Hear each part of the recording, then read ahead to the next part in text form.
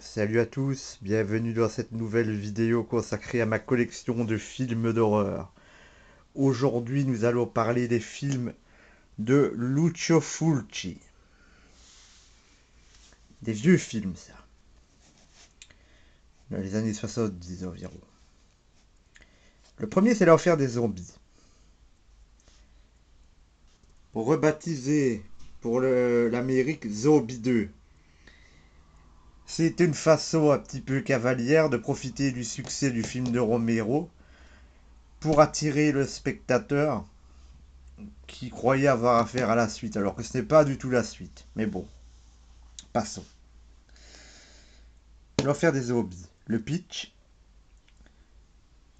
Un bateau arrive au port, il est désert.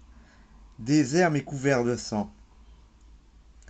Une journaliste curieuse s'introduit dans le bateau et tombe nez à nez avec un mort-vivant affamé. Elle arrive à s'en sortir et poussée par la curiosité, elle va aller avec ses amis sur l'île d'où provient ce bateau. Sur cette île vit un docteur avec sa femme. Il y a une espèce d'épidémie et là-bas les morts se relèvent. Que penser de ce film? À son époque, ce film a été culte. Il y a des scènes très gore, dont la scène de l'écharde dans l'œil. Les puristes comprendront. Bon. Déjà, est-ce que ce film est bon?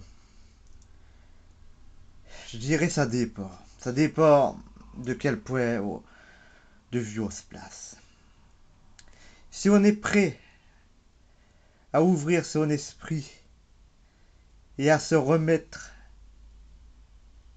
à l'époque, du point de vue de l'époque, oui, c'était un beau film d'horreur et il avait des scènes effrayantes. Aujourd'hui, ce n'est plus très effrayant, même plus effrayant du tout. Mais ça reste un classique.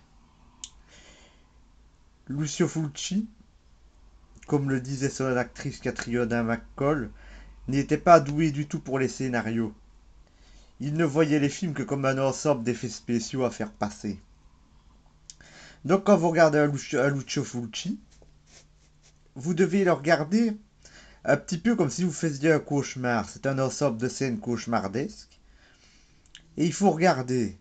Il faut regarder et se laisser bercer par les images. Pas spécialement chercher un scénario terrible, parce qu'il n'y en a pas. Ni chercher une cohérence, parce que des fois le film est incohérent, même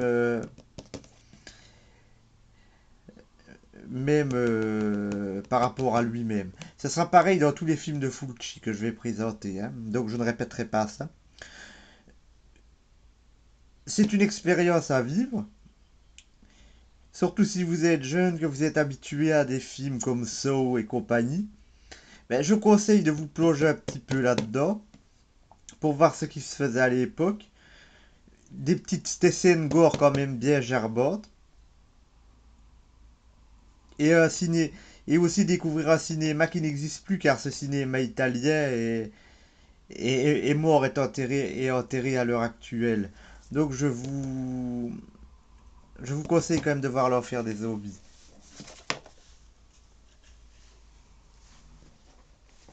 Le second film, Effrayeur. Le pitch, un prêtre se pend dans le cimetière de la ville de Dunwich et par cet acte, il ouvre les portes de l'enfer. Désormais, des zombies démons vont arpenter cette ville déserte, pousser certains habitants à la folie et en tuer d'autres. Par cet acte, il a ouvert une des portes, ce prêtre, qui précipitera la fin du monde. Celui-là, c'est mon préféré. Pareil que l'autre, il faut se remettre dans le contexte de l'époque, mais il y a des scènes cauchemardesques, oniriques, du gore qui va très loin, Frayeur est un beau film. Les acteurs surjouent, tout n'est pas parfait, c'est un film d'époque comme je dis. L'histoire s'écrirait sur un timbre poste, mais il doit être vu, il doit être découvert. Car c'est une toute autre vision du mort-vivant que celui qu'on a dans le cinéma d'aujourd'hui. Et je trouve que c'est intéressant de le découvrir. Et il serait peut-être intéressant que des films actuels, que des réalisateurs actuels plutôt, se décident à remaker ce genre de film, pour lui déjà lui donner un scénario plus solide, mais remettre à l'honneur ce type de mort-vivant et ce type d'histoire qu'on ne voit plus beaucoup aujourd'hui. Frayeur est un de mes Fulci préférés. Je vous le recommande. Sincèrement, je vous le recommande. Il a des scènes quand même bien horrifiques. Le suivant est L'au-delà. Celui-là est devenu culte. C'est un peintre qui est mis à mort par la population car il avait peint une, des, une vue de l'enfer. Pour ça, il est massacré à coups de chaîne et enterré dans la cave de l'hôtel dans lequel il vivait. Des années plus tard, une femme achète l'hôtel et elle va se heurter à des phénomènes paranormaux et découvrir que l'hôtel est construit sur une des portes de l'enfer.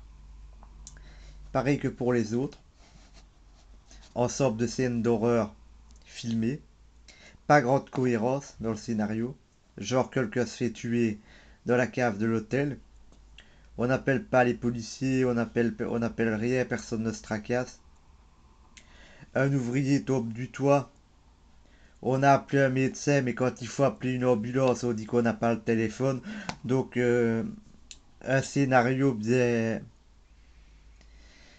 déstructuré, mais un savoir-faire dans la mise en place des scènes d'horreur, des scènes oniriques, à tel point que Clive Barker avouera des années après s'est inspiré de la vue finale du film pour son maître des illusions.